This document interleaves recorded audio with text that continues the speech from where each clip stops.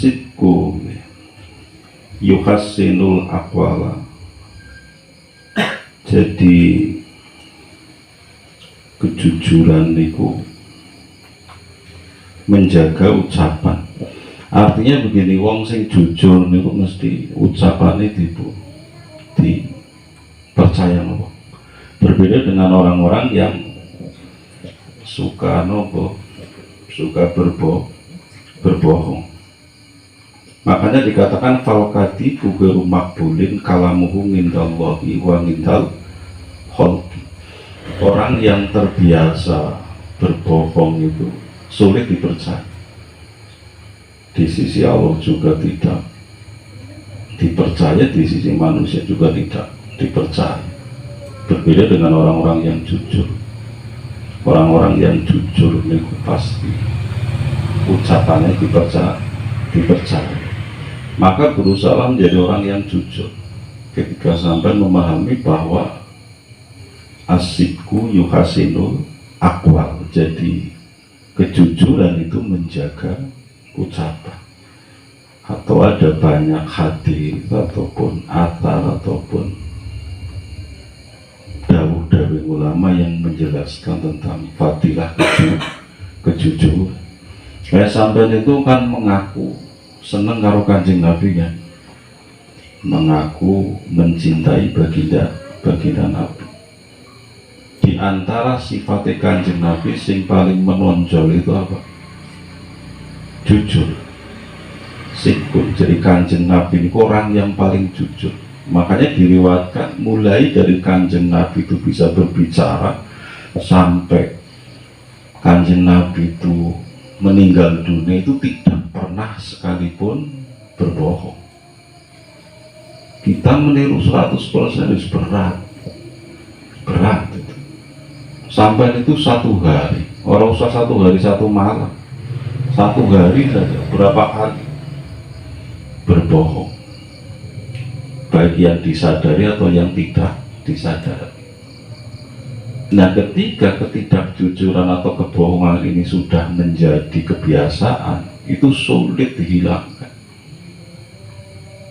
Itu sulit dihilangkan. Ketidakjujuran itu kan sifat yang tercela. Makanya jangan dibiasakan. Jangan membiasakan diri untuk berbohong. Yang selama ini sering berbohong dikurangi setahap demi setahap, karena merubah secara total itu sulit. Apalagi berbohong dengan orang tua, ini bahaya. Terhadap ibu berbohong, kepada ayah berbohong, ini berbahaya. Ketika sampai karo bapak ibu nebe gelem ngelombu, apalagi dengan orang lain, apalagi dengan teman-teman semua. Makanya hati-hati. Kuncinya sederhana, ketika sampai itu ingin dipercaya, jadilah orang yang jujur. Apalagi di situ dikatakan asidku awalus sangat hati. Jadi kejujuran itu adalah awal daripada keberuntungan, baik di dunia ataupun di akhirat. Di zaman akhir ini yang sulit itu kan kejujuran. Yang mahal itu kejujuran. Jarang tolong sing jujur. Iya kan? Sampai buat orang jujur itu loh sulit. Makanya saya tanya sampai itu termasuk orang yang jujur atau tidak? Kira-kira loh. Kira-kira itu orang yang jujur atau orang yang pembohong?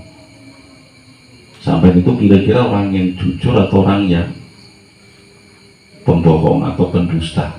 Kira-kira yang bisa menjawab sampai itu, sampai bisa mengakui atau tidak, itu saja. Mengakui ini kalau sampai ketika sudah terlanjur, ya akuilah di hadapan Gusti Allah, kemudian taubat. Sebab dikatakan al-mukirru bitaksir abadan mahmud. Orang yang mengakui kecerobohannya, orang yang mengakui kesalahannya, itu selamanya dipuji oleh Gusti Allah. sampai dipuji nang menungsa saja senang, apalagi dipuji oleh Gusti Allah. Seharusnya seperti itu. Tapi kebanyakan menungsa kan tidak seperti itu kan. Lebih senang dipuji nang menungsa dibanding nang Gusti Allah. Artinya begini, ketika selama ini sampai itu dirasa-rasa kok pendusta atau pembohong, ya seharusnya ya cepet-cepet nopo bertobat karo Gusti Allah. Kemudian meminta maaf kepada orang yang dibohongi, yo repot tuh. Yang selama ini dibohongi siapa saja, minta maaf. Ya lu ngapuran ya maksudnya ngelumpuh sampai bocah siji ke sini lumpuh bocah pirang-pirang. Surat bengel.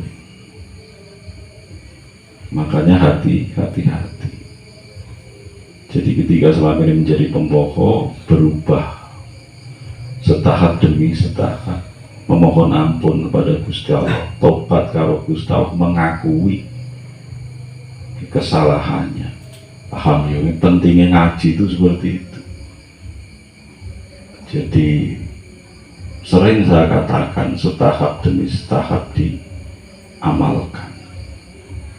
Aja kemudian ngaji tapi orang gelem ngamalah. Dikatakan kan begini, kamu itu dikatakan orang yang memiliki ilmu ketika kamu itu mengamalkan ilmu tersebut. Dan mengamalkannya ditafsiri lillahi ta'ala karena Gusti Allah.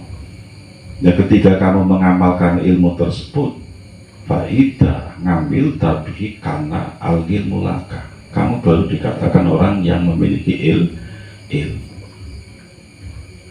Jadi makanya pernah saya katakan ilmu itu ketika tidak diamalkan itu hanya sebatas wawasan, pengetahuan yang tidak memiliki manfaat terhadap orang yang memiliki.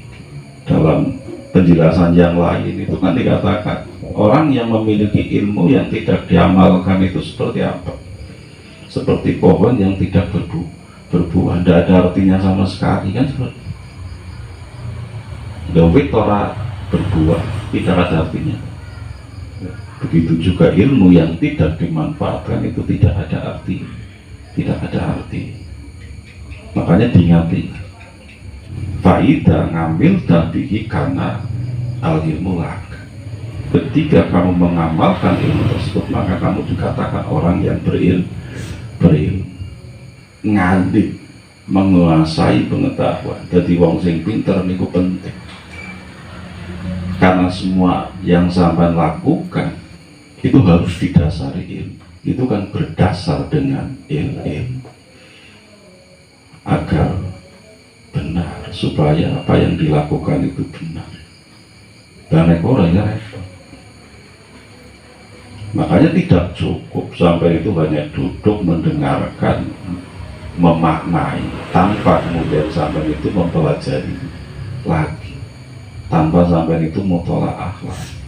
Belajar yang proporsional, karena sampai itu kan apa? Sampai itu pelajar. Jangan sampai belajar kemudian melalaikan kewajiban yang lain. Ataupun kebalikannya.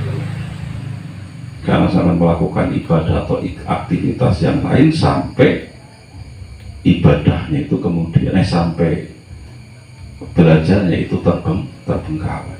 Si profesional tuh, si asing sedengah. Makanya ada kaidah yang mengatakan utrubul ilma tolaban layaduru bil ibadah wa butuloha ibadatan nopo jenis lata dulu bil ilmu. Maksudnya apa? Silakan kamu belajar dengan cara apapun, tapi jangan sampai melalaikan ibadah. Begitupun sebaliknya, silakan sampai beribadah, tapi jangan sampai melalaikan untuk belajar atau menuntut ilmu. Contohnya begini, sampai bengi belajar sinau sumpamanya sampai larut malam, sehingga ketika subuh tidak bisa bangun sampai orang subuh, Itu namanya belajar tapi mengabaikan ibadah. Ya jadi apa? Begitu juga apa? Ubudullah ibadatan latat dulu. Silahkan sampai beribadah, tapi jangan sampai melalaikan menuntut ilmu. Sampai wiridan, sholat tahajud di waktu malam sampai waktu subuh. Giliran ngaji subuh kerainan, atau giliran ngaji subuh orang bergabar subuh ngantuk. Ini namanya ibadah, tapi melalaikan kewajibannya dalam menuntut ilmu. Ya ora dadi mati. Maka agama itu senantiasa mengajarkan sesuatu itu proporsional, pas, seimbang anak utrubul ilma tolabat layaduru bil ibadah wa budullaha ibadatan lataduru bil ilmi. Belajarlah, tuntutlah ilmu, tapi jangan sampai mengganggu aktivitas ibadah. Silahkan beribadah, tapi jangan sampai mengganggu aktivitas menuntut ilmu. Sebenarnya seperti itu. Begitu juga pas umpamanya wong wis berkeluarga, memiliki tanggungan nafkah untuk keluarganya, bengi digunakan nganggo ibadah full sampai subuh, sehingga apa mangsane kerja lesu, ngantuk dan lain sebagainya, sehingga tidak bisa maksimal. Ini ya percuma. Silahkan ibadah, tapi sekiranya siang hari tidak mengganggu aktivitas. Atau kebalikannya, kerja boleh duit sampai melalaikan apa ibadah. Ini ya percuma. Paham? Jadi seimbang. Ketika siang hari beraktivitas, ya cukup ibadah secukupnya saja. Sekiranya siang itu tidak sampai lesu, siang itu sampai ngantuk. Begitu juga silahkan mencari nafkah, bekerja, beraktivitas apapun, tapi jangan sampai melalaikan kewajibannya, jangan melalaikan